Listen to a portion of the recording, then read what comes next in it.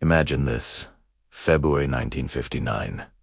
9 experienced cross-country skiers, led by Igor Dyatlov, venture into the frozen heart of Russia's Ural Mountains. Their goal is the summit of Mount Otorten, a route known for its extreme difficulty. These weren't amateurs. They were all highly skilled students from the Ural Polytechnical Institute, fit and well prepared for the challenge ahead. We know this because we have their journals and their photographs. Looking at these grainy, black and white images, you can see their smiles, the camaraderie, the shared sense of adventure. They were full of life, documenting their trek into the vast, silent wilderness. But their journey would come to a sudden, terrifying, and inexplicable end. Their last known campsite was pitched on the slopes of a mountain the local Mansi people call Kolatsiakl, meaning Dead Mountain. When the group failed to arrive at their next checkpoint, concern mounted. Days turned into weeks. Finally, a search party was dispatched into the desolate, snow-covered landscape. What they found was the beginning of a mystery that has haunted investigators for over 60 years. The tent, half buried in snow, was abandoned. But it wasn't just empty. It had been sliced open with a knife from the inside. This single, chilling detail tells us everything we need to know about their state of mind. They didn't leave their only shelter from the brutal -30°C temperatures willingly. They fled in a state of absolute, immediate panic. But what could possibly drive 9 seasoned mountaineers to cut their way out of their tent and run into a frozen wasteland? The scene outside the tent only deepened the enigma. Footprints in the snow led down the slope towards a dense forest nearly a mile away. There, under a large cedar tree, the search party made their first horrific discovery. The bodies of 2 of the hikers. They were dressed only in their underwear. In a landscape where survival is measured in minutes, they were almost naked. Why? As the snows of spring began to melt, the rest of the group was found, scattered across the mountain slope. 3 more bodies were discovered between the cedar tree and the tent, seemingly frozen as they tried to make their way back up the hill. Their positions suggested a desperate, failed attempt to return to the safety of their camp. But the final 4 hikers were not found for another 2 months, buried under more than 10 feet of snow in a ravine, not far from the cedar tree. And it was these last 4 bodies that truly shattered any hope of a simple explanation.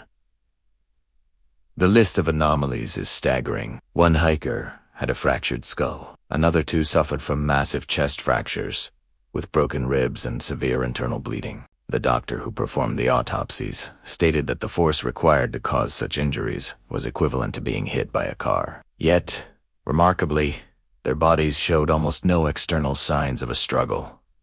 No bruises, no cuts, no defensive wounds. It was as if they had been crushed from the inside out. The strangeness didn't stop there. One of the women, Lyudmila Dubinina, was found missing her tongue and eyes. What could account for such a specific, gruesome injury? Some have suggested animal scavengers, but others point to the clean nature of the wounds as evidence of something else entirely. Then there was the radiation. Forensic tests reveal that the clothing of several hikers contained significant levels of radioactive contamination. The source of this radiation has never been explained. Was it a result of secret military weapons testing in this remote and desolate region?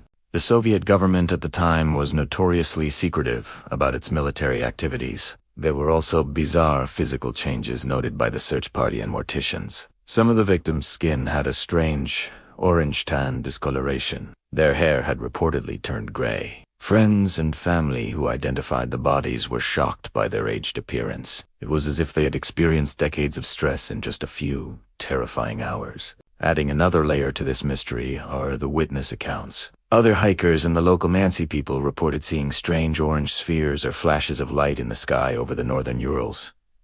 On the night the Dyatlov group perished, were these celestial phenomena, military flares, or something far more otherworldly?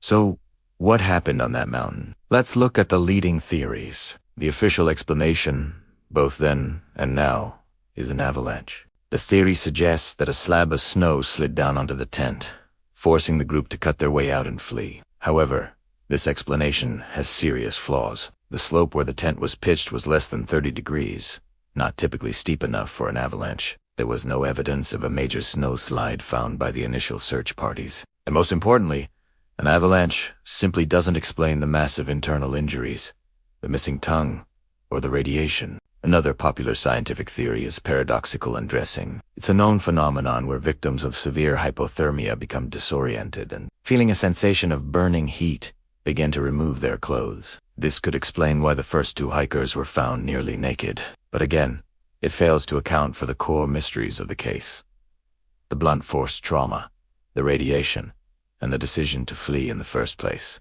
This leads us to more unconventional, and frankly, more terrifying possibilities.